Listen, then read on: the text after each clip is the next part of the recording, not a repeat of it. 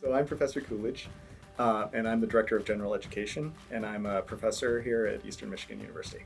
So the General Education program has a number of component parts. It's divided to cover a breadth of ways of engaging the world. So our first set of requirements are 2 classes in effective communication. So you have to take a writing class and a speech class. And the reason for this is because we know those kinds of skills will help you succeed in college, but also because employers are looking for these skills. Secondly, we have a quantitative reasoning component. So this requires students to engage with quantitative reasoning, which is reasoning with numbers.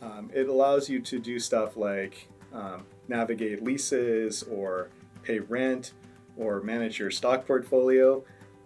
Or maybe just get from here to there. So these kinds of things we know are important to living out, in a productive life, and in the end will help you. So that's our second requirement. The third set of things is the breadth requirement. So the breadth requirement is known as the knowledge of the disciplines requirement. It's got 4 parts. You're going to take 2 classes in art, 2 classes in the social sciences, 2 classes in the natural sciences, and 2 classes in the humanities. That should give students a wide range of tools to engage problems that they're interested in. The toolkits that comes from the effective communication stuff, the quantitative reasoning stuff, and then knowledge of the disciplines allows you to have a whole wide range of things to draw on when you're interested in solving or innovating things in your own environment. The fourth category in the Gen Ed program is Perspectives on a Diverse World. And in this category, you take 2 classes, one US Diversity course and one Global Awareness course. And the founders of the program really thought this was an opportunity for students to really think about who they are in relation to others. It's really important for us to think about, well, how do I fit in a place that's really rich with different kinds of difference and people who I can learn from and I can think about myself in relation to. And I think that's pretty cool area in our program. We know when students employ the skills they learn in the classroom beyond the classroom, they're more likely to retain that information. Not only is retention important here, but it's actually an opportunity to sort of show off what you're learning and think about who you're becoming out in the world. And we call this learning beyond the classroom. And it's an opportunity for students to engage in, beyond the classroom learning in a way that will help them think about themselves in relation to their futures. Lastly, there is one other category. Inside the Gen Ed program, you'll be asked to take a discipline-specific writing class. So we know that in your research core, it's incredibly important to be able to communicate in writing. So despite all the changes in our world, writing is still the base level component of most research programs. And so you get to explore writing inside your discipline as well as part of the Gen Ed program. Another thing we know is that students, as they explore various other courses, they start out in one major, they maybe really are hoping to follow a certain career path, they often discover their passions really elsewhere. And so it's nice to have these courses that you're sort of taking along the way to draw you in different directions and sometimes discover where you really ought to be.